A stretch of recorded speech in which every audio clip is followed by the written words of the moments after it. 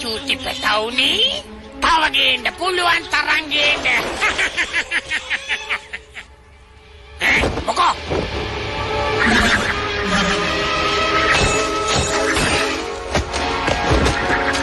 ඔයාගේ විනෝදයට බාධාවක් වුණා නම් සමා වෙන්න ඕන. ඔයාට කේන්ති ගියාද?